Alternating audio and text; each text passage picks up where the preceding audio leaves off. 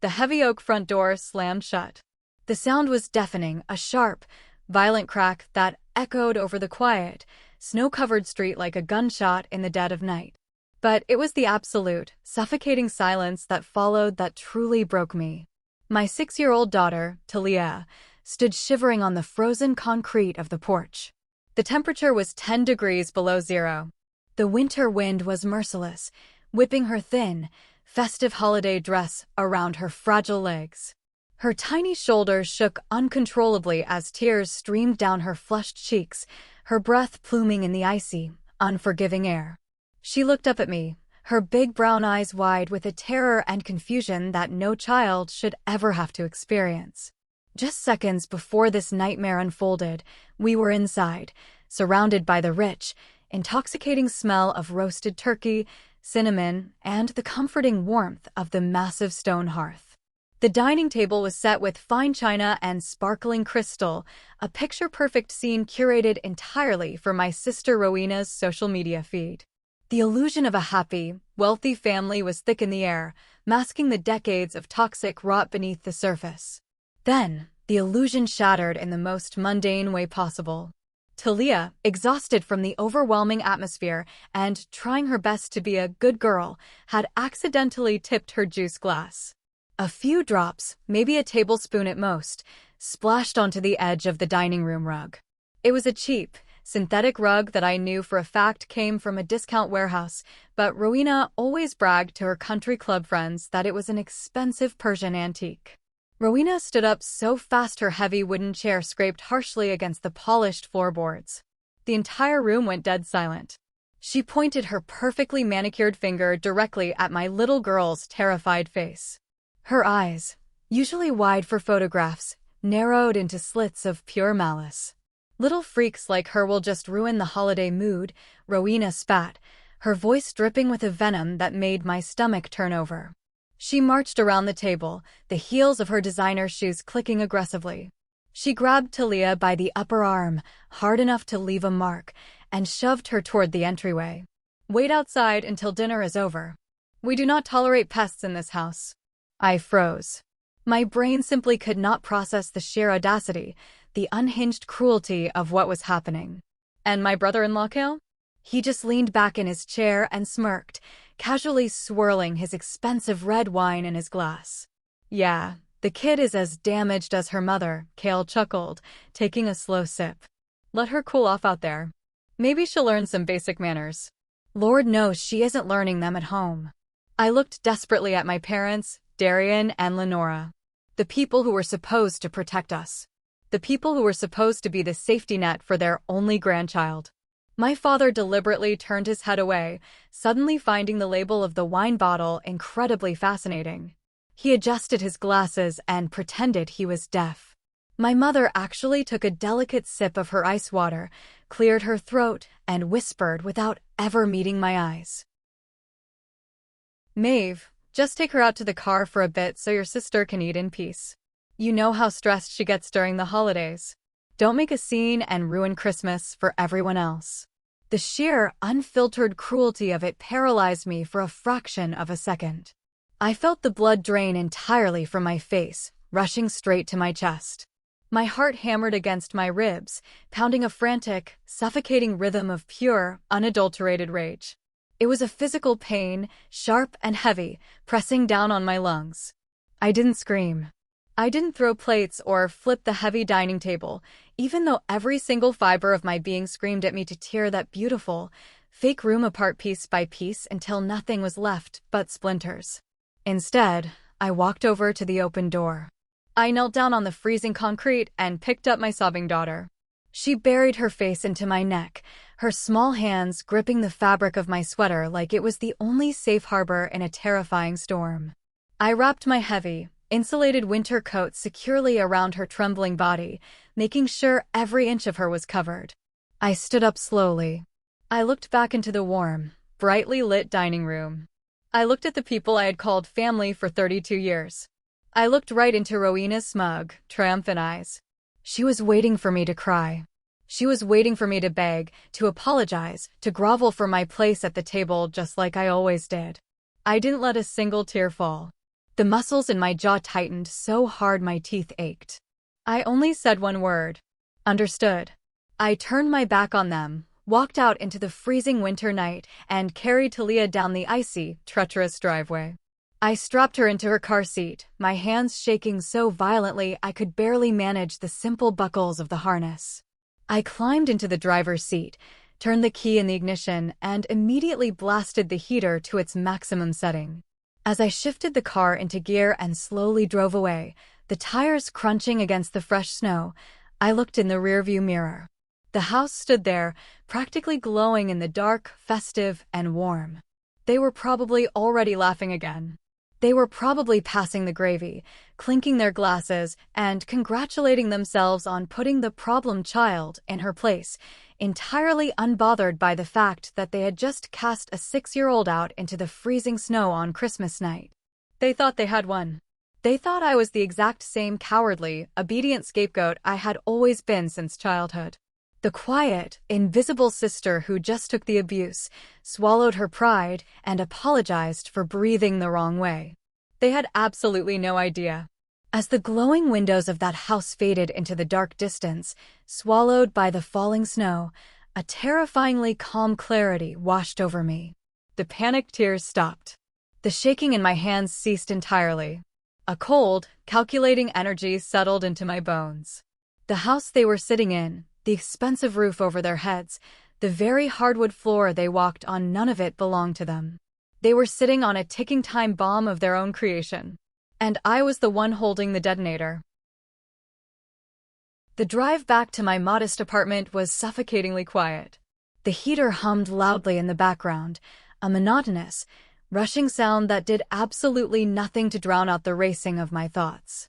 In the back seat, Talia had finally exhausted herself from the trauma and crying, falling into a restless, heavy sleep. Her small hands were still clutching the edges of my oversized coat like a lifeline.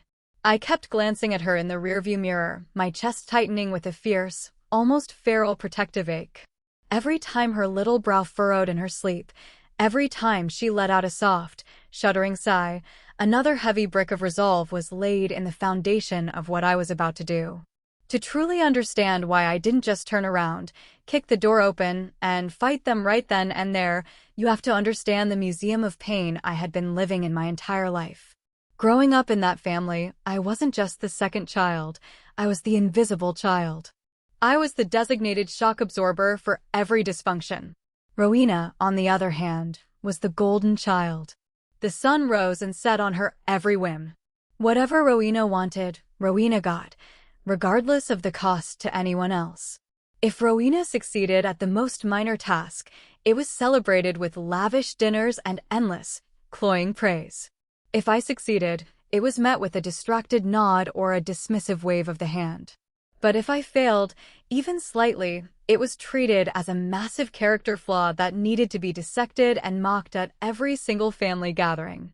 I vividly remember being 18 years old, standing in our old kitchen, holding an acceptance letter to a highly prestigious state university.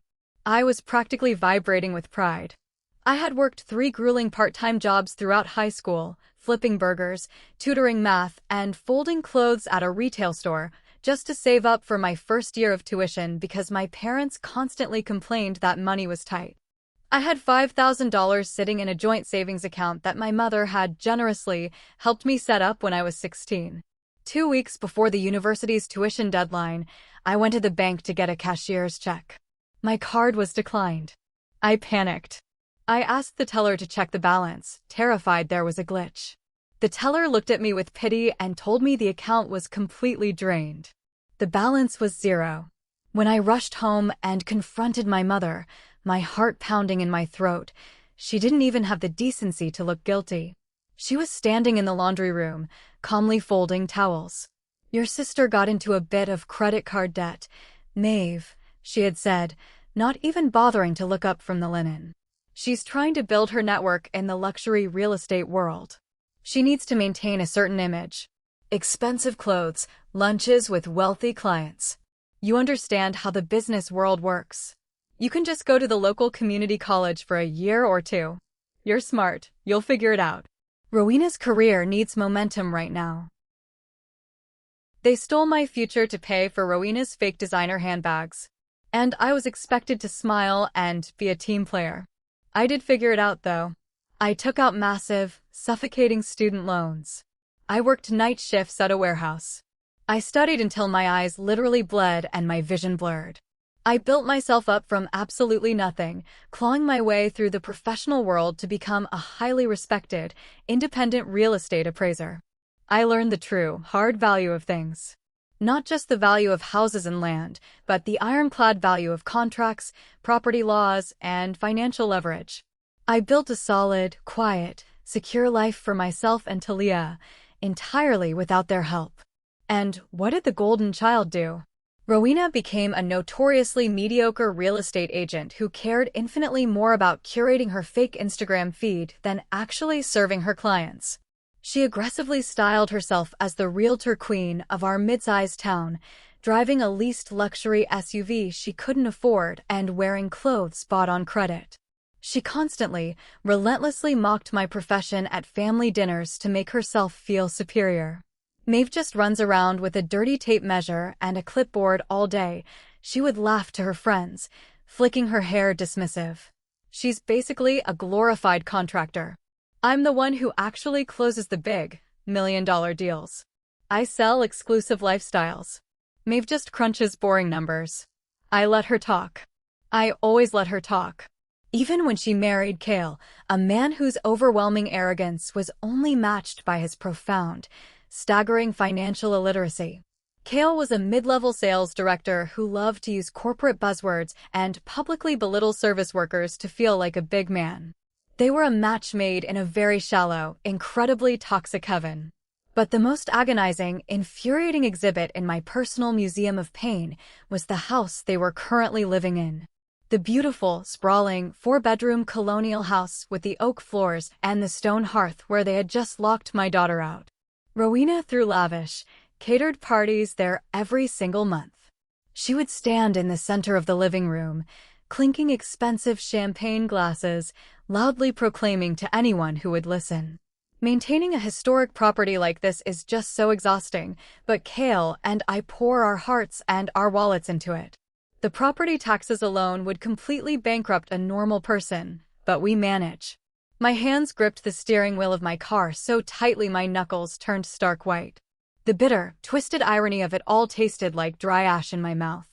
Every single year, for the past 3 years, the county tax assessor sent the massive property tax bill directly to my private post office box. And every single year, I quietly logged into my secure banking portal, gritted my teeth, and paid the massive tax bill in full out of my own hard-earned savings. Rowena didn't pay a single cent. Cale didn't pay a single cent. They were living in a total fantasy world, funded entirely by the blood, sweat, and money of the exact person they treated like dirt beneath their shoes. Have you ever had to smile and bite your tongue while someone took absolute credit for your sacrifices? Have you ever had to quietly pay thousands of dollars just to keep the roof over the head of the person who abuses you, all to maintain a fragile, fake family peace? If you have, leave a comment below. I want to know I'm not the only one who has endured this kind of madness. Please remember to subscribe to follow this journey. They thought my silence was weakness. They thought my lack of reaction tonight meant I was broken. But my silence was just the necessary time I needed to gather the rope they were so desperately, eagerly anxious to hang themselves with. I finally pulled into the dark, snow-covered parking lot of my apartment complex. The snow was falling much harder now, heavy and wet, covering the windshield in a thick white blanket the moment I turned off the wipers. I carefully unbuckled Talia, lifting her gently so she wouldn't wake up, and carried her up the 2 flights of stairs to our apartment. Once inside, I laid her down in her warm bed, pulling the thick, heavy duvet right up to her chin. I stood in the doorway of her room for a very long time, just watching her chest rise and fall.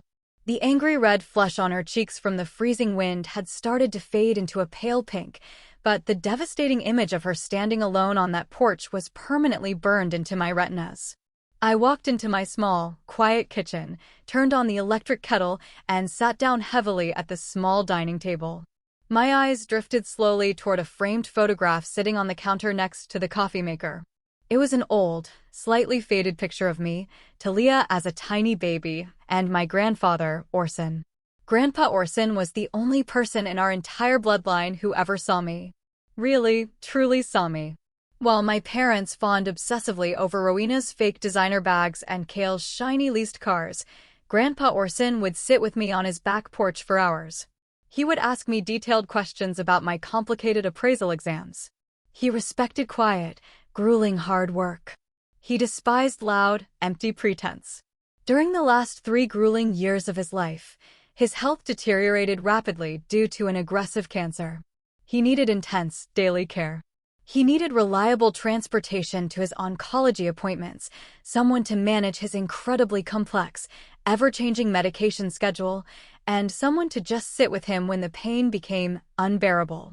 Rowena and Kale only ever showed up on major holidays, usually complaining loudly about the depressing smell of the hospital or openly discussing how much a cheap assisted living facility would cost so they wouldn't have to deal with him. They treated my grandfather like a heavy burden that was taking entirely too long to finally pass away. My parents, Darian and Lenora, were always too busy with their golf club social lives to help bathe their own dying father. So, I did it. I arranged my entire demanding work schedule around his chemotherapy sessions.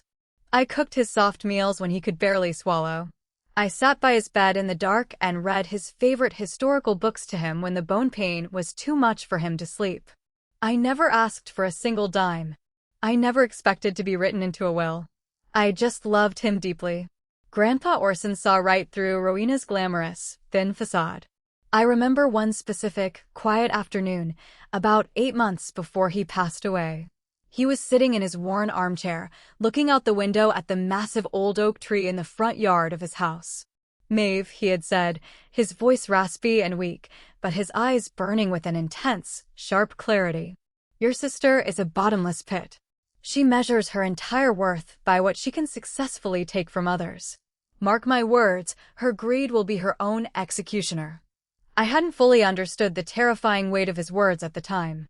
I just brushed it off, holding his frail hand and telling him not to worry his tired mind about family drama. But Grandpa Orson was a military veteran and a retired accountant.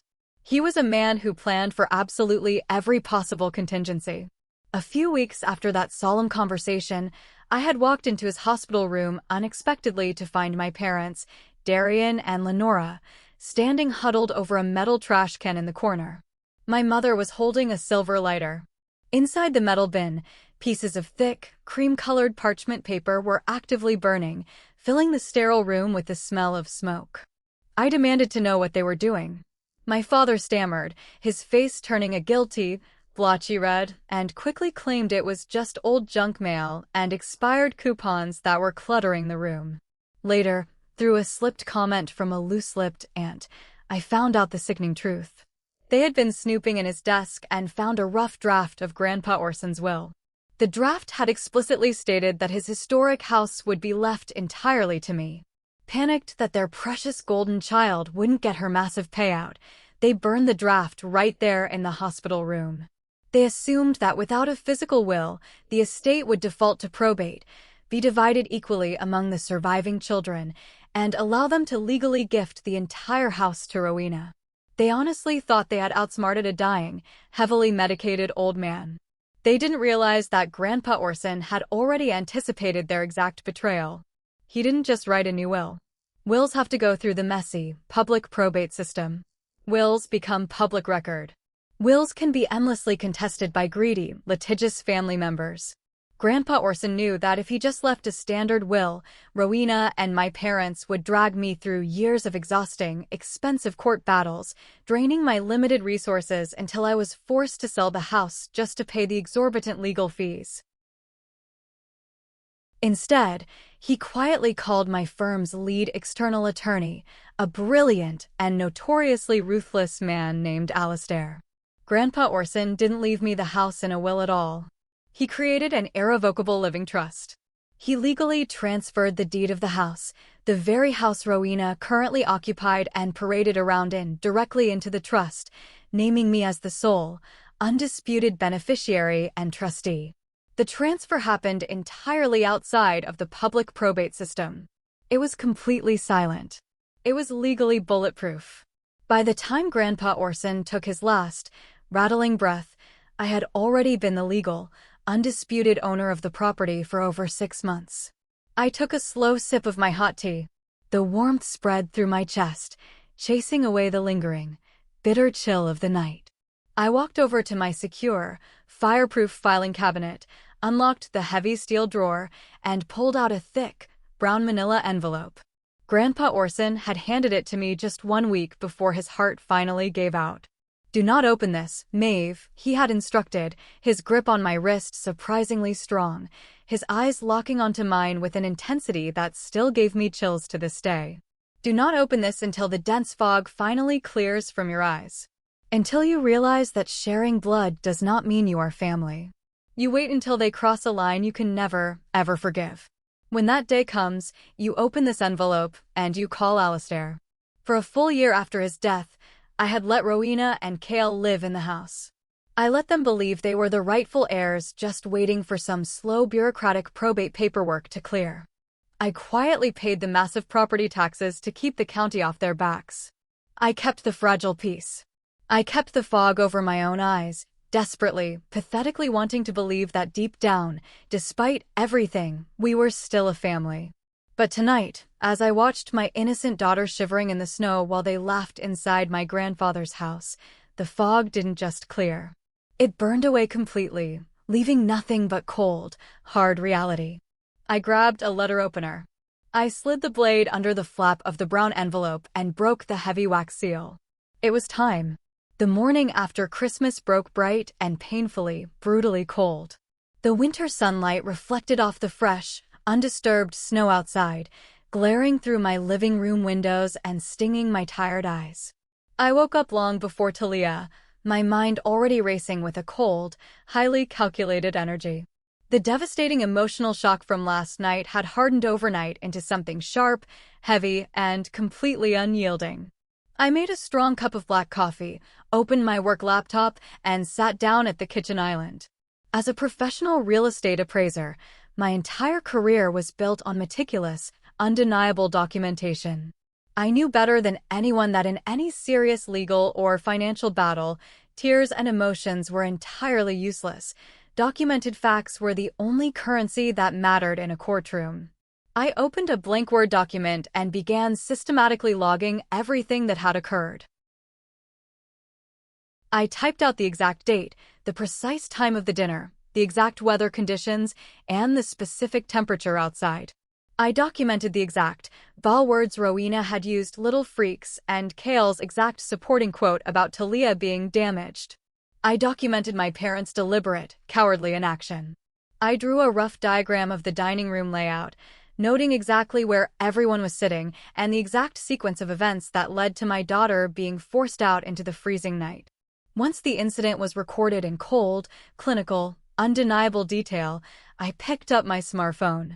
I knew I shouldn't look, I knew it would only raise my blood pressure, but the morbid urge to see the immediate aftermath was simply too strong to resist. I opened the Facebook app. Right at the very top of my newsfeed was a massive post from Rowena, published just 2 hours after I had driven away in the snow. There she was, standing proudly in front of the massive stone fireplace in my house, holding a crystal flute of expensive champagne, leaning heavily against Cale's shoulder. Her holiday makeup was absolutely flawless, her hair perfectly styled, and her smile perfectly practiced for the camera. The long, dramatic caption read, "Another incredibly beautiful Christmas hosted in our gorgeous historic home." It is honestly so exhausting hosting these massive events, especially when you constantly have to clean up the terrible messes left by irresponsible, toxic family members who just can't handle a classy, sophisticated environment. Sometimes you just have to be strong and cut the dead weight to keep your peace. #blessed, #realtor life, #homeowner, #protect your peace, #luxury living. Underneath the post, the inevitable flying monkeys had already descended in droves. Aunts, uncles, and Cale's famously obnoxious cousins were leaving a trail of sycophantic comments. So incredibly sorry you had to deal with Maeve's chaotic drama again, Ro. You seriously have the patience of a saint to keep inviting her. Your house is absolutely stunning. Don't let jealous, bitter people ruin your positive holiday vibe. Kale is such a good, strong man for putting up with her disrespect in his own home. I read through the comments one by one, my face a rigid mask of stone. The sheer, breathtaking audacity of it all was almost too much to process. They were standing right in the middle of my living room, drinking expensive wine bought with massive credit card debt, actively seeking public sympathy for traumatizing a helpless 6-year-old child. I zoomed in closely on the high-resolution photo. I wanted to burn every single detail of their smug, entitled faces into my memory so I would never, ever feel guilty about what I was about to do. But as I pinched the screen to zoom in closer on Rowena's face, my thumb slipped down slightly toward her chest. My breath caught sharply in my throat. My blood ran cold. I froze completely. Resting delicately against her collarbone, glittering fiercely in the warm firelight of the hearth, was a heavy, antique diamond pendant necklace. The intricate silver chain was completely unmistakable. The unique, teardrop-shaped setting of the massive central stone was incredibly rare, custom-made decades ago. It was Grandpa Orson's necklace. Specifically, it was the priceless necklace Grandpa Orson had custom-designed and given to my grandmother on their 20th wedding anniversary. 2 months before he died, while my parents were out of the room, he had quietly slipped the velvet box into my coat pocket and told me it was specifically for Talia when she turned 18. I had kept it hidden in a velvet box in my bedroom dresser at the old house while I was busy packing up his remaining belongings. When I finally moved the last of my boxes to my small apartment, I couldn't find the necklace anywhere. I had searched for weeks, tearing my apartment apart, crying myself to sleep over my own perceived carelessness. I had assumed it was lost in the chaos of the move, accidentally thrown away with the packing paper. It wasn't lost. She had stolen it. Rowena had actually snuck into my private bedroom, dug through my personal belongings, stolen a priceless family heirloom meant for my daughter, and was now proudly, arrogantly wearing it on social media while publicly calling that exact same daughter a freak. The anger that hit me in that moment wasn't hot, loud, or chaotic. It was freezing cold. It was the kind of absolute, terrifying anger that slows your heartbeat down to a crawl and sharpens your vision until everything is crystal clear. It was the kind of anger that makes a person extremely dangerous. She didn't just cross a line last night. She had sprinted past it, set it on fire, and danced in the ashes while wearing stolen diamonds. I immediately took a screenshot of the photo. I zoomed in tightly on the necklace and took another high-resolution screenshot. I copied and saved the URL. I saved all the nasty comments. I compiled everything into a secure, encrypted digital folder on my desktop. She wanted to play the wealthy, victimized homeowner on the internet. She wanted to wear stolen diamonds and demand pity from the world. Fine. I was going to let her have her spotlight. But I was going to radically change the script, and she was not going to like her new lines. I looked at the digital clock on my stove. It was exactly 8 in the morning. High-end law offices were just opening their doors. I picked up my phone and dialed the number I had memorized from the brown manila envelope. It was time to bring the house down. The phone rang exactly twice before a crisp, highly professional voice answered. Harper, Vance, and Sterling. How may I direct your call this morning? I need to speak with Alistair immediately, I said, my voice eerily steady and devoid of any warmth. Tell him it's Maeve. Tell him I am officially opening the envelope.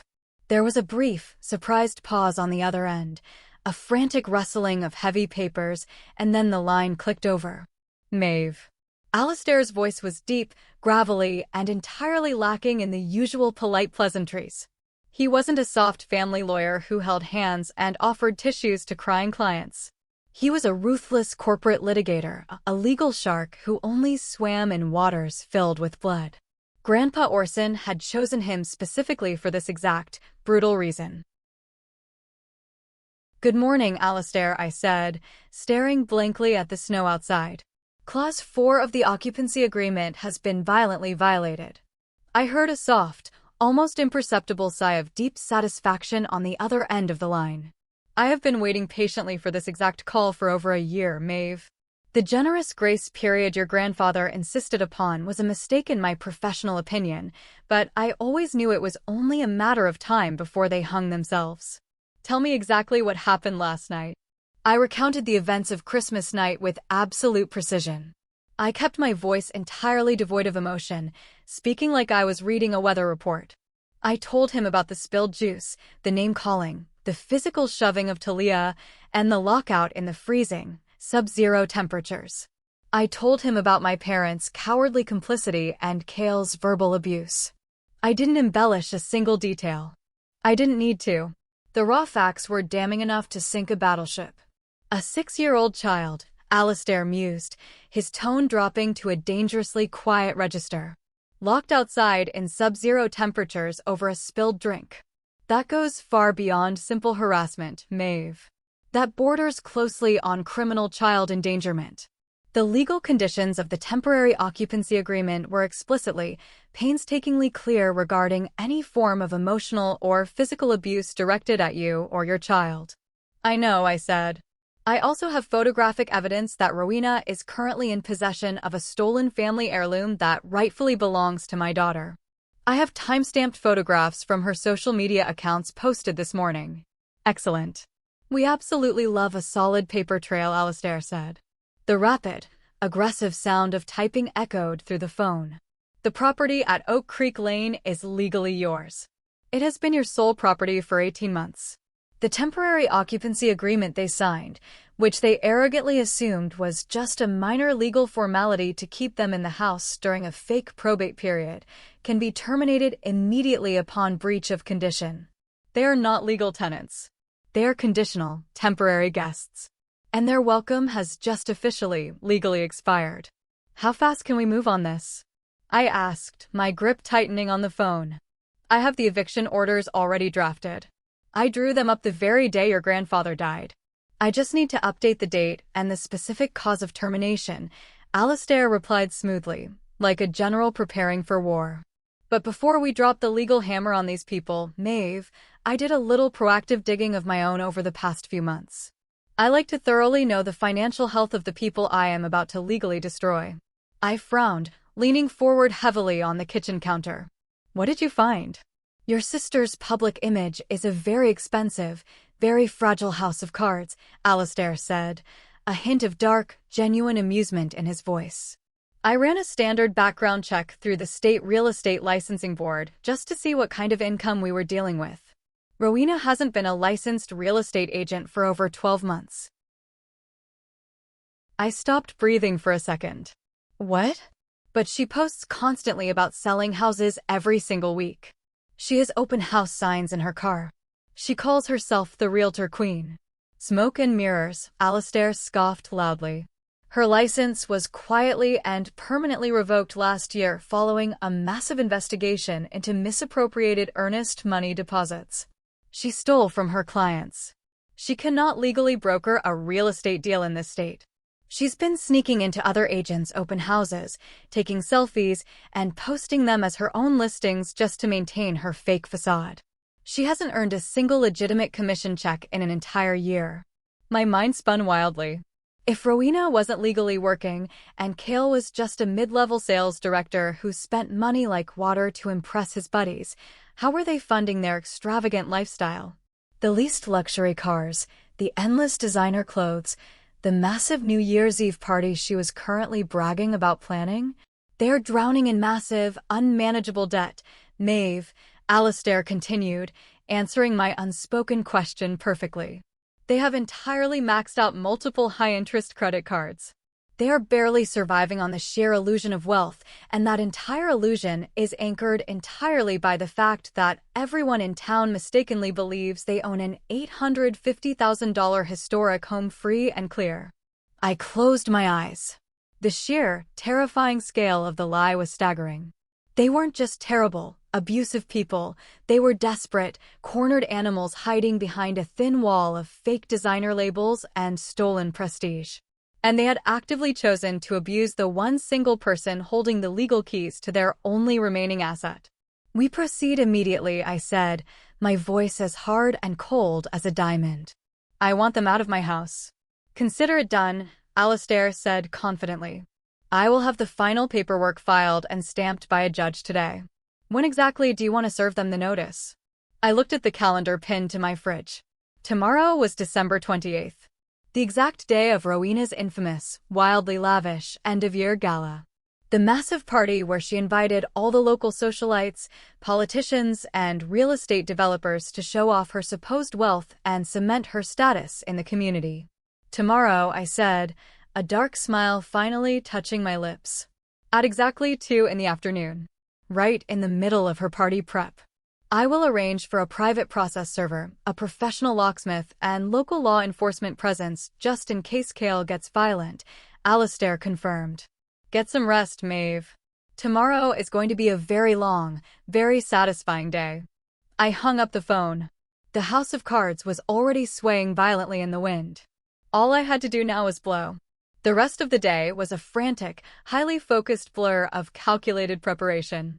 While Talia sat safely in the living room watching cartoons, blissfully unaware of the massive storm gathering on the horizon, I sat glued to my laptop, my fingers flying across the keyboard. Alistair sent over the finalized legal documents via a secure, encrypted email portal. I read through every single page carefully. The irrevocable trust documents, airtight and flawless. The official property deed with my name clearly and exclusively listed as the sole owner. The temporary occupancy agreement bearing Rowena and Cale's messy signatures. And finally, the notice of immediate termination of occupancy, explicitly citing Clause 4, breach of conduct involving a minor. It was an absolute masterpiece of legal precision. There were zero loopholes. There was absolutely no room for negotiation or mediation. It was a legally binding guillotine ready to drop. As a professional appraiser, I decided to pull the current, up-to-the-minute market data for the Oak Creek Lane property.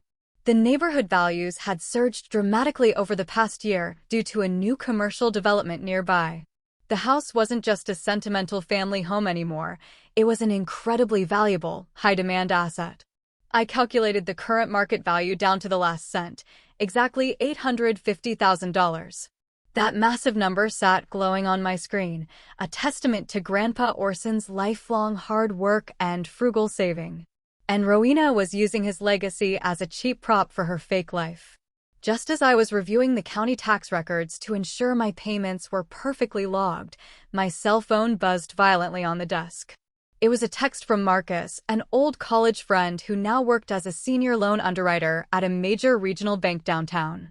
I had called him earlier that morning and asked him for a massive, highly confidential favor. Because I worked with banks constantly, we shared a lot of industry gossip, but this was deeply personal. His text read, "Maeve, you owe me a very expensive bottle of scotch." I pulled the file.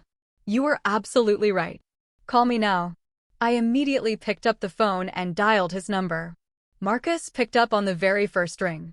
Tell me everything, I demanded. Marcus let out a long, heavy sigh. It's a massive mess, Maeve. Cale came into our main branch 3 weeks ago. He applied for an unsecured personal loan. A massive one. $45,000. He told our junior loan officer it was for urgent home improvements and necessary business expansion expenses, but we all know he's actively trying to buy that imported sports car he's been test driving downtown for a month. How did he even qualify for that much unsecured debt? I asked, though I already dreaded the answer. His credit score has to be absolute garbage with all those maxed out credit cards. It is complete garbage, Marcus confirmed. But he used the house. He didn't officially put it up as collateral because he couldn't physically produce the deed, but he brought in a completely fake portfolio.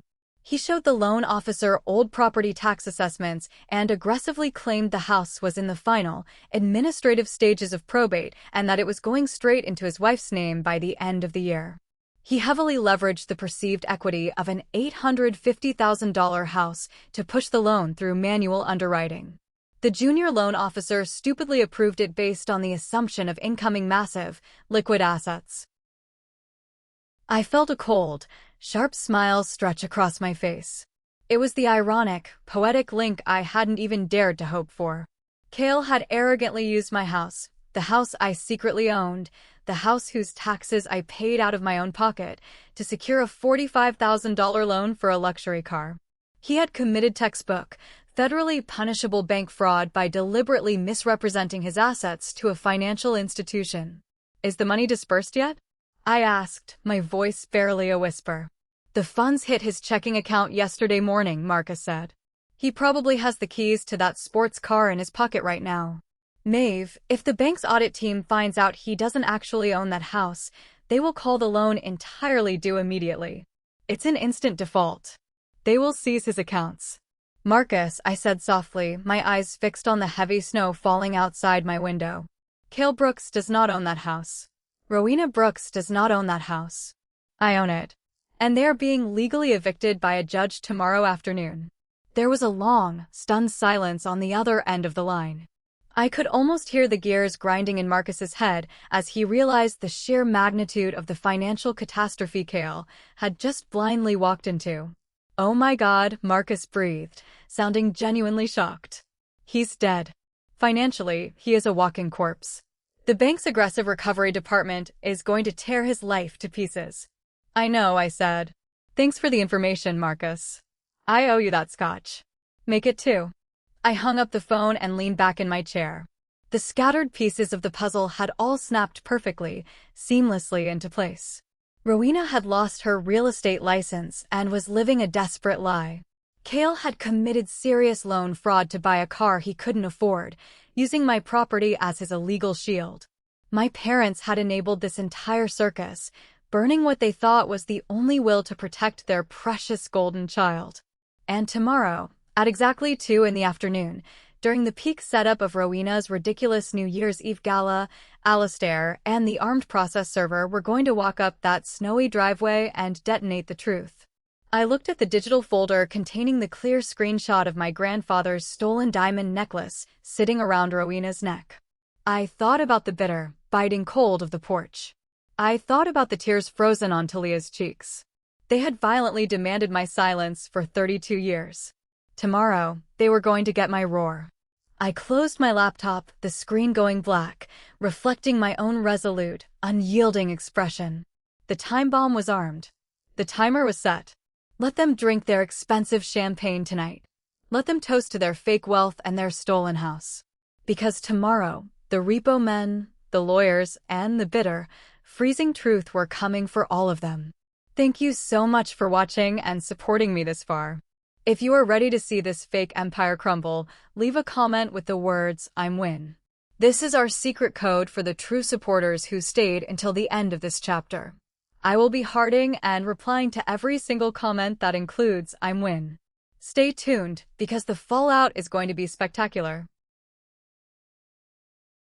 The 28th of December arrived with a crisp, biting winter chill, the kind that turned the sky a brilliant, blinding blue and made the snow crunch loudly underfoot.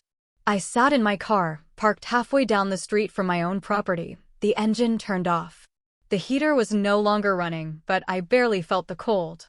My focus was entirely fixed on the circus unfolding on my front lawn. Rowena had truly outdone herself this time in her desperate quest for social validation. A massive, pristine white event tent had been erected over the entire front courtyard, equipped with heavy-duty industrial space heaters that hummed loudly enough to be heard from down the block. I watched as a fleet of catering vans from the most expensive culinary service in the city pulled up. Men and women in crisp black uniforms hurried back and forth, carrying towering silver trays of imported seafood, rare cheeses, and cases of vintage champagne. The sheer cost of this single afternoon had to be well over $20,000. From my vantage point, I could clearly see Rowena holding court near the grand entrance.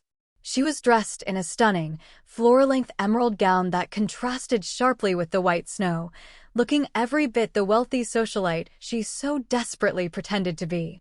She held her smartphone in one hand and a crystal flute in the other, aggressively directing the catering staff while simultaneously laughing loudly for the benefit of her early-arriving guests. My parents, Darian and Lenora, arrived shortly after noon. I watched them step out of their mid-range sedan, looking slightly overwhelmed by the sheer scale of the production. Rowena rushed over to greet them, throwing her arms around my mother in an exaggerated, theatrical display of affection. I rolled my window down just a fraction, the freezing air biting my face, and strained to hear their voices carrying over the quiet, snow-muffled street.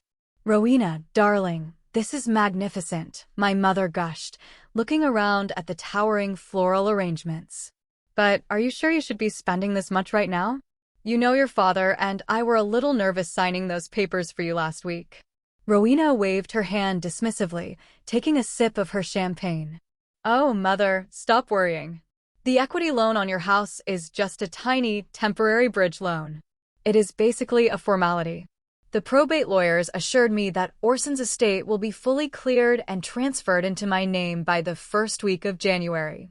Once I officially own this $850,000 estate, paying back the bank for your little mortgage will be pocket change. I needed this party to secure 2 massive real estate listings from the mayor's wife. You have to spend money to make money." I gripped the steering wheel, my leather gloves creaking in the silence of my car. A cold, dark realization washed over me, adding another layer to the impending catastrophe. Twist number 7 had just revealed itself. Rowena hadn't just maxed out her credit cards. She had actually convinced our foolish, enabling parents to secretly take out a massive reverse mortgage on their own modest retirement home to fund her fake lifestyle and this ridiculous New Year's Eve party. She had promised them she would pay it off the second she inherited my grandfather's house. She had literally gambled our parents' only shelter on a lie she had invented. The guests began to arrive in a steady stream of luxury vehicles. Local politicians, minor celebrities from the country club, and rival real estate agents whom Rowena wanted to intimidate. They mingled under the heated tent, their laughter echoing loudly. Cale emerged from the house a little while later, wearing a tailored tuxedo, looking incredibly smug as he handed his car keys to a hired valet to park his newly acquired, aggressively loud sports car in the center of the driveway for everyone to admire. It was a perfect, glittering facade of success, built entirely on theft, fraud, and profound delusion. They were dancing on the deck of a sinking ship, toasting to their own brilliance while the water rushed in below them. I looked down at the digital clock glowing softly on my dashboard. It was 1:45 in the afternoon. My phone buzzed in my lap. It was a single text message from Alistair. "We are turning onto your street." I took a deep, steadying breath. The air filled my lungs, cold and sharp. I watched the intersection in my rearview mirror. A few moments later, a sleek, heavily tinted black town car turned the corner, gliding silently over the packed snow. Right behind it was a plain white utility van with the logo of the city's most reputable locksmith company painted on the side. The heavy, suffocating weight that I had carried on my shoulders for 32 years suddenly vanished. I felt lighter than air. I stepped out of my car, the cold wind whipping my coat around my legs, and began walking slowly toward the house. I stayed back, lingering near the edge of the property line, blending in with the shadows of the large oak trees.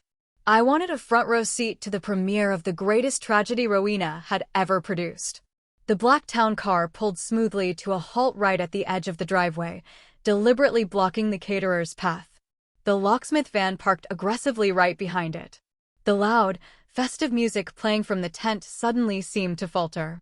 A few guests turned their heads, their champagne glasses frozen halfway to their mouths, confused by the sudden, ominous arrival. Cale, noticing the disruption to his perfect driveway, scowled and began marching toward the vehicles, his chest puffed out in a display of unwarranted authority. The driver's door of the black car opened, and a man stepped out. He was dressed in a sharply tailored charcoal suit, carrying a thick leather briefcase. His expression was carved from stone. Alistair had arrived. The show was about to begin. Alistair stood tall and imposing against the snowy backdrop, an aura of undeniable authority radiating from him. He adjusted his tie, his gaze sweeping over the lavish party, the heated tent, and the bewildered guests with a look of mild, calculated disgust. The locksmith, a burly man carrying a heavy steel toolbox, stepped out of the white van and stood silently behind him, waiting for his cue. Cale reached the end of the driveway, his face flushed with sudden anger. He hated not being the most important man in the room. "Hey, what do you think you're doing?" Cale barked, waving his arm aggressively. "This is a private event. You can't park here. Move these vehicles right now before I have them towed off my property." Alistair did not flinch. He did not blink. He merely reached into his tailored coat pocket and withdrew a thick stack of folded legal documents. "Are you Cale Brooks?" Alistair asked, his voice projecting clearly over the quiet murmurs of the gathered crowd. "Yeah, I am," Cale sneered, stepping closer, attempting to use his physical size to intimidate the lawyer. "And who the hell are you?" "My name is Alistair Vance," he replied smoothly, unbothered by Cale's hostility. "I am the senior legal counsel representing the sole legal owner of this estate. And you, Mr. Brooks, are currently trespassing." The word hung in the freezing air, sharp and heavy. The nearby guests suddenly stopped talking entirely. The silence spread through the tent like a wave, until the only sound remaining was the loud hum of the space heaters. Rowena, having noticed the commotion, pushed her way through the crowd of socialites. Her emerald gown trailed through the snow as she hurried toward her husband. When she saw the stern-looking man with the legal documents, her eyes narrowed. Instead of looking worried, she looked triumphant, as if she had been waiting for this exact moment.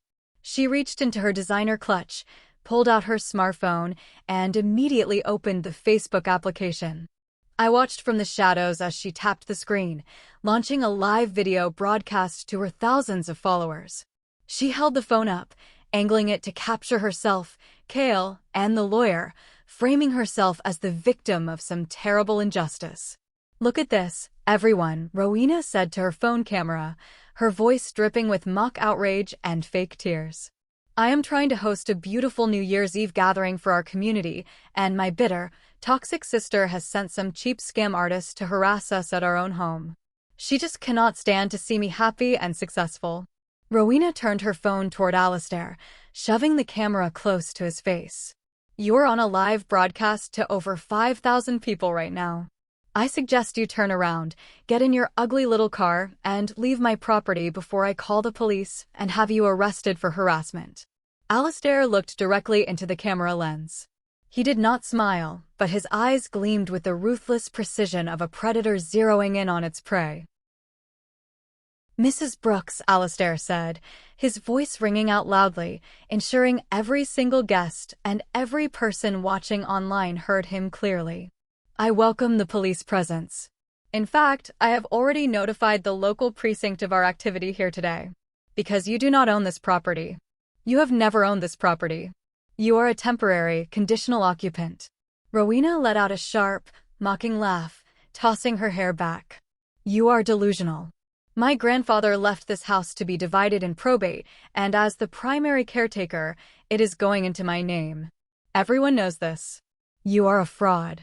Alistair slowly opened his leather briefcase. He pulled out a crisp, heavy piece of parchment paper bearing the official raised seal of the county clerk's office. He held it up high, right in front of Rowena's phone camera. "This is the officially recorded, undisputed property deed," Alistair announced, his words falling like hammer strikes. "This estate was legally transferred via an irrevocable living trust 8 months prior to Orson Carter's death. It never entered probate. It was never contested. The sole, exclusive owner of this property, including the land you are standing on, is Maeve Carter." Cale's face drained of color so fast he looked as though he might pass out. He staggered back half a step, staring at the official seal on the paper. "That is a lie." Rowena shrieked, her voice cracking, the polished socialite facade slipping violently. "My parents burned that draft. There was no will. She manipulated an old, sick man." Alistair ignored her outburst. He unfolded the next document. "Furthermore," he continued, projecting his voice even louder, "you and your husband were permitted to reside here under a strict, temporary occupancy agreement. Clause 4 of that agreement explicitly states that any verbal, emotional, or physical abuse directed toward Maeve Carter or her minor child results in the immediate, non-negotiable termination of your residency. The guests were now whispering frantically among themselves. The mayor's wife, who had been chatting with Rowena moments before, took several large steps backward, her face a mask of profound embarrassment. Last night, Alastair read from the official notice, "You verbally assaulted a 6-year-old child, calling her derogatory names, and forcibly locked her outside in sub-zero temperatures. That constitutes gross endangerment and a blatant violation of the agreement. Therefore, by order of the court, you are hereby evicted from these premises. You have exactly 0 hours and 0 minutes to vacate." Rowena's hand was shaking so badly the live feed on her phone must have been a blurry, chaotic mess. "You can't do this," she screamed, her voice echoing off the neighboring houses. "We live here. All our things are here. We have rights." "Your rights expired the second you laid hands on that little girl," Alastair stated coldly. He turned to the burly man waiting behind him. "Change the locks. All of them. Front, back, and garage." The locksmith nodded silently, grabbed his heavy drill, and began marching right past Cale toward the front door of the house. Cale tried to reach out to stop him, but Alastair stepped firmly into his path, his eyes daring Cale to make a physical move that would end in an assault charge. The house of cards had not just fallen, it had been pulverized into dust. The sheer panic setting into Rowena's eyes was a masterpiece to behold. She was frantically screaming at her phone, begging her followers to call the police, claiming she was being robbed by a corrupt legal system. But the guests at the party were not rallying to her defense. They were edging toward the street, eager to escape the radioactive fallout of this public humiliation. "You have no proof of anything," Rowena yelled, spittle flying from her lips as she pointed a shaking finger at Alastair. "Maeve is a liar. She made the whole thing up. My niece tripped on the rug and threw a tantrum. Nobody locked her outside. You have 0 evidence." "Actually, she does." A clear, commanding voice cut through the freezing air. The crowd parted slightly and Aunt Cressida stepped forward from the edge of the tent. My mother's older sister, Cressida, was a retired high school principal. She had always been quiet during family gatherings, a keen observer who rarely intervened in my mother's toxic enabling. But today, her face was set in a rigid mask of righteous fury. Cressida walked right up to Alastair and handed him a small, silver USB drive. "I was sitting in my car, parked right at the end of the driveway last night, warming up the engine to leave," Cressida announced, turning to face the crowd and her own horrified sister, Lenora. "My dashboard camera records continuously in high definition. It captured the entire front porch. It captured Rowena shoving that terrified little girl out the door. It captured the child crying alone in the snow for 3 full minutes before Maeve came out to rescue her. I watched it happen, and I was too much of a coward to intervene then. But I am not being quiet today." Rowena stared at her aunt, her mouth opening and closing like a suffocated fish. The color vanished from her cheeks. The physical evidence was undeniable. Alastair took the USB drive and slipped it into his pocket with a nod of respect. "Thank you, ma'am. That will be very useful if Mrs. Brooks attempts to file a false police report." He then reached into his briefcase one final time and pulled out a sleek silver iPad. He tapped the screen a few times and turned the volume to its maximum setting. "Your grandfather, Orson Carter, was a very wise man," Alastair said, holding the screen up for Rowena and Cale to see. "He anticipated that you would attempt to contest this trust, or claim that he was not of sound mind when he signed the deed over to Maeve. So, he asked me to record a video statement on the day the trust was finalized." Alastair hit play. Grandpa Orson's face filled the screen. He looked frail, sitting in his hospital bed, but his voice was clear, sharp, and commanding. The audio echoed over the silent, snow-covered lawn. "If you are watching this, Rowena," Grandpa Orson's voice boomed from the iPad, "it means my worst fears about your character have been proven true. I left this house to Maeve because she is the only one in this family who knows the meaning of hard work and honest love. I knew you would try to steal it. I knew your parents would enable you. I am leaving you nothing, Rowena. Not a single cent. Because you are a bottomless pit of greed, and you have brought shame to this family name." The video ended. The silence that followed was so profound you could hear the snowflakes hitting the canvas of the party tent. My parents, Lenora and Darian, were clinging to each other, weeping openly, destroyed by the voice of their dead father publicly shaming them from beyond the grave. That was my cue. I stepped out from the shadows of the oak trees and walked slowly down the center of the driveway. The crowd parted for me like the Red Sea. I didn't look at my parents. I didn't look at Kale.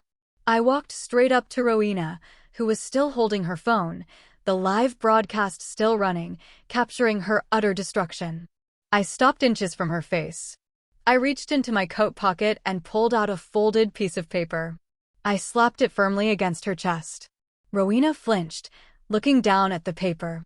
It was an official appraisal receipt from a master jeweler in the city, dated 3 years ago, bearing my name and the exact specifications of a rare, teardrop diamond pendant. "You can play the victim all you want on the internet, Rowena," I said, my voice low, steady, and loud enough for the microphone on her phone to pick up every single syllable. "But you are going to take off my grandfather's diamond necklace right now. The one you snuck into my bedroom and stole. The one that belongs to my daughter." Rowena's hand instinctively flew to her throat, covering the glittering diamonds. She looked around frantically, but there were no friendly faces. The society women she had tried so hard to impress were staring at her with naked disgust. A thief. A child abuser. A fraud. Trembling, tears of pure humiliation finally streaming down her perfectly contoured face, Rowena reached behind her neck. Her fingers fumbled with the clasp. She unhooked the priceless heirloom and let it drop into my waiting, gloved hand. I closed my fist around the cold diamonds. "You have 10 minutes to gather your coats," I told her, my tone devoid of any sympathy. "Everything else stays until my movers pack it up and put it in a storage unit at your expense." The lavish New Year's Eve gala disintegrated into total chaos. The caterers, realizing the people who hired them were currently being evicted and likely couldn't pay the final bill, immediately began packing up their expensive silver trays and hauling out the untouched seafood towers. The wealthy guests couldn't get away fast enough. Women in fur coats and men in tailored suits practically sprinted to their luxury cars, desperate to distance themselves from the radioactive scandal that had just played out on a public live stream. Rowena stood frozen in the snow, her phone dangling uselessly from her hand, the screen finally going dark. She looked like a broken porcelain doll, her emerald dress ruined by the slush, her stolen dignity stripped away entirely. But the universe, it seemed, was not quite finished balancing the scales. Just as Kale began shouting at Alistair, demanding to be allowed inside to get his expensive watch collection, a loud, heavy diesel engine roared down the street. The remaining guests paused, turning to look. A massive, heavy-duty tow truck backed aggressively into the driveway, its amber warning lights flashing brightly against the white snow. The truck crushed the delicate floral arrangements Rowena had placed along the borders of the pavement, backing up until its heavy steel bumper was inches away from Kale's shiny, newly purchased sports car. The driver's side door of the tow truck swung open, and a man in a heavy canvas jacket stepped out, holding a metal clipboard. It was Kale's own cousin, Marcus. The very same cousin who, just hours earlier, had been leaving nasty, sycophantic comments on Rowena's Facebook post, calling Kale a strong man for putting up with my drama. What Kale had seemingly forgotten in his arrogance was that his cousin Marcus worked for the aggressive asset recovery division of the regional bank. Kale marched toward the tow truck, his fists clenched, his face purple with rage. "Marcus, what the hell are you doing? Are you out of your mind? Get this ugly truck off my driveway right now." Marcus didn't smile. He didn't look like an admiring family member anymore. He looked like a man doing a very unpleasant, very necessary job. He held up the metal clipboard. "It's not your driveway, Kale." "We both just heard the lawyer," Marcus said, his voice loud and unapologetic. "And as of 45 minutes ago, it's not your car either." "What are you talking about?" Kale screamed, spit flying from his lips. "I just bought it. The loan cleared yesterday." "Yeah, the loan cleared based on fraudulent information," Marcus replied, pulling a heavy steel cable from the back of the tow truck. The fraud department flagged your account this morning. You used this property address as an assumed asset on your loan application. You claimed you owned it free and clear. The bank ran a secondary audit after receiving an anonymous tip. Marcus glanced briefly at me, a silent acknowledgement of the favor he owed me. They found out the deed is held in an irrevocable trust by Maeve Carter. You lied on a federal loan application, Cale. Cale stumbled backward, his bravado instantly evaporating. No, wait, Marcus, come on man, we're family. Just give me a few days to figure this out. I can get the money. You don't have a dime, Cale, Marcus said coldly, kneeling down to attach the heavy steel hooks to the front axle of the sports car. The bank has officially called the loan due immediately for breach of contract and asset misrepresentation. Your accounts are frozen. I'm taking the car. Be glad they aren't sending the police to arrest you for bank fraud. The loud, mechanical whine of the winch echoed across the lawn. Cale stood completely paralyzed, his mouth hanging open in sheer disbelief, as the beautiful, expensive symbol of his fake success was slowly dragged up the steel ramp of the tow truck. The chains rattled loudly, sounding exactly like a prison door sliding shut. The flying monkeys who had enabled their behavior for years were now the exact instruments of their destruction. The irony was so sharp it could cut glass. I stood on the porch, watching the tow truck pull away down the street, carrying Cale's $45,000 mistake with it. The locksmith behind me finished his work with a loud, satisfying click, pulling the old cylinder out of the oak door and sliding a brand new, highly secure lock into place. I turned the new key in my hand. The cold metal felt heavier than anything I had ever held. It felt like justice. The reality of the situation finally crashed down on the lawn like a falling anvil. The caterers were gone. The guests were gone. The sports car was gone. The only people left standing in the freezing cold were Cale, Rowena, my sobbing parents, Alistair, and me. Cale slowly turned his head away from the empty space where his car used to be. His eyes locked onto Rowena. There was no love in his gaze. There was no partnership. There was only the raw, ugly desperation of a cornered rat looking for someone else to eat so it could survive. You told me the house was yours, Cale hissed, his voice trembling with a terrifying, barely contained violence. He closed the distance between them, pointing a finger right in her face. You told me the probate was a done deal. You told me to take out that loan. Rowena backed away, her hands raised defensively, her eyes wide with panic. Cale, please, we can fix this. My parents can help us. She looked desperately toward Darian and Lenora.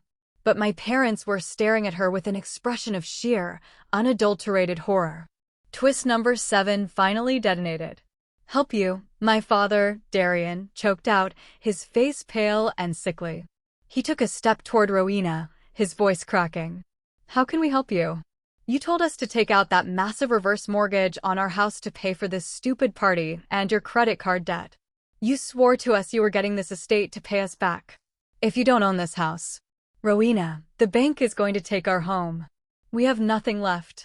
Lenora collapsed onto the snow, burying her face in her hands, wailing loudly. They had burned my grandfather's will to protect the Golden Child, and the Golden Child had rewarded them by secretly gambling away their retirement home on a lie. They were ruined.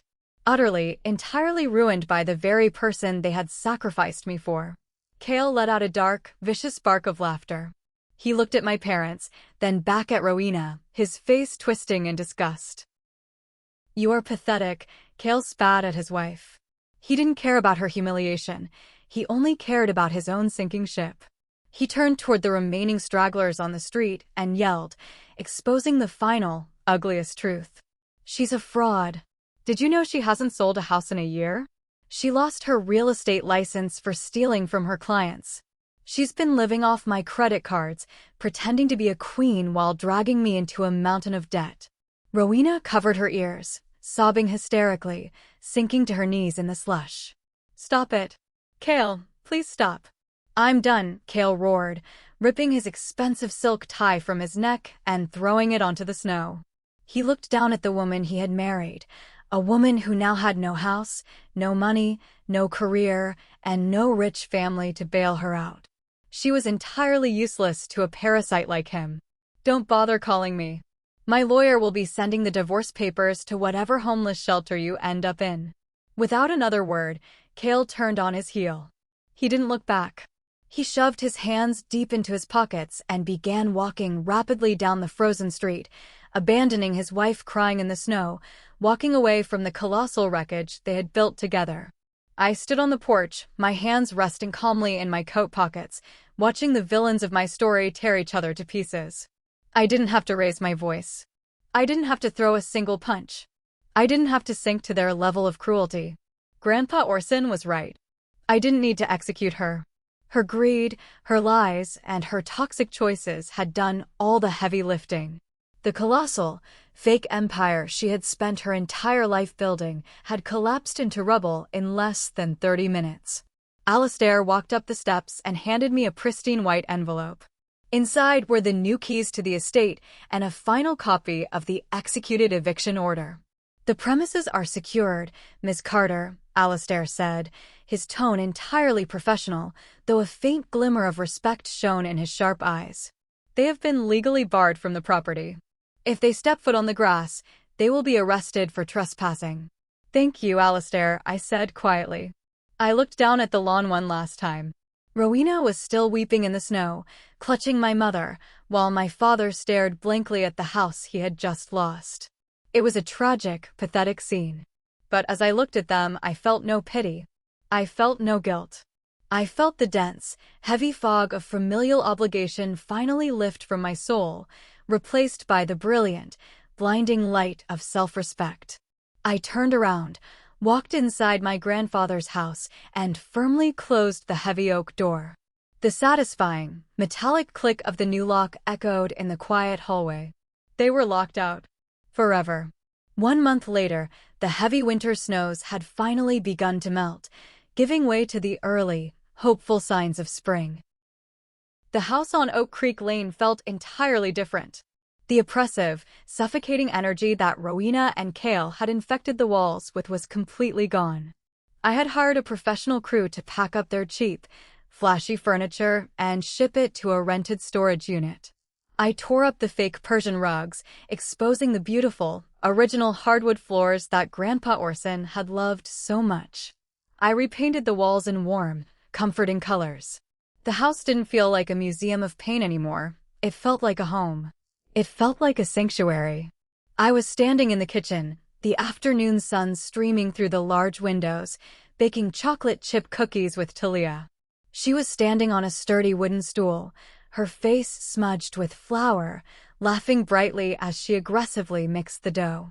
The sound of her pure, unburdened laughter filled the space, chasing away any lingering ghosts of that terrible Christmas night. The doorbell rang.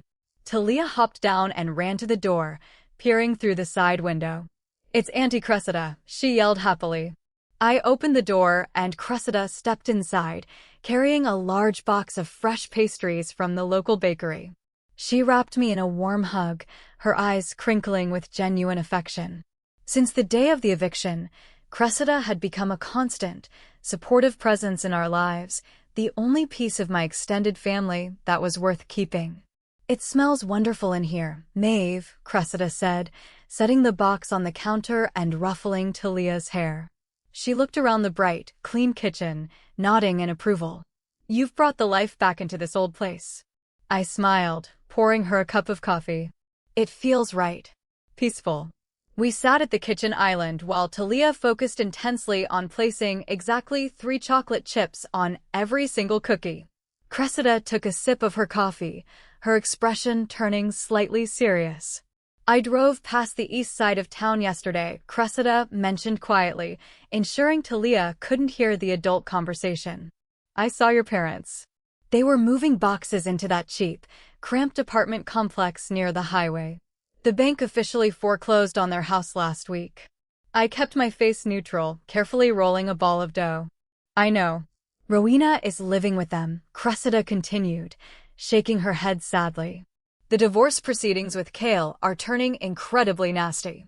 He is trying to pin the entire bank fraud charge squarely on her, claiming she forged the documents to get the car loan. She is facing actual criminal charges, Maeve. It's a disaster. I wiped my hands on a towel and walked over to the fireplace in the living room. Sitting on the stone hearth was a stack of unopened envelopes. Over the past month, my parents and Rowena had sent dozens of letters. The handwriting grew increasingly frantic with each passing week. They begged for forgiveness. They pleaded for money. They demanded that I let them move into the massive house with me, claiming that family must stick together during hard times. They tried to use guilt, manipulation, and shared blood to force the door back open. I picked up the stack of letters. I didn't open a single one.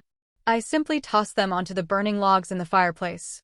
I watched the thick paper curl, turn black, and disintegrate into ash, drifting up the chimney. Forgiveness does not mean granting people access to hurt you again, I said softly, watching the flames dance. They made their choices. They chose to protect a toxic illusion. They chose to lock a 6-year-old child out in the freezing snow. I am not their savior, Cressida. I am a mother, and my only job is to protect the peace of my daughter. They will never step foot inside this house again. Cressida walked up beside me and placed a comforting hand on my shoulder. You are exactly the woman Orson always knew you would become. He would be so incredibly proud of you, Maeve. I looked back at the kitchen. Talia was proudly displaying a tray of perfectly uneven cookies, her eyes shining with happiness. I smiled, a genuine, deep-rooted smile that reached all the way to my soul. Walking away from my family on that freezing Christmas night wasn't the moment I lost them. It was the moment I finally stopped accepting a version of family that demanded my silence, my money, and my dignity. In choosing to enforce boundaries, I didn't just win a house. I won my freedom. I won a future where my daughter would never have to know the feeling of being the invisible, unloved child. But as I stand here in the warmth of my new life, looking at the ashes in the fireplace, I have to ask you, the people who have listened to my story. My family is currently living in a cramped apartment, facing poverty and criminal charges. They constantly accuse me of being heartless and cruel for refusing to share my massive home or my wealth with them after their total downfall. Tell me, was my refusal to save them from the consequences of their own actions too ruthless? Am I wrong for permanently closing the door on my own parents and sister, or is cutting them off completely the only way to truly protect my daughter's future? Let me know your verdict in the comments below. Thank you so much for listening to my story today. If you found yourself nodding along, or if you have ever had to set a painful but necessary boundary with toxic family members, please hit that like button, subscribe to the channel, and share your own experiences in the comments. We heal by sharing our truths. Stay strong, protect your peace, and I will see you in the next video.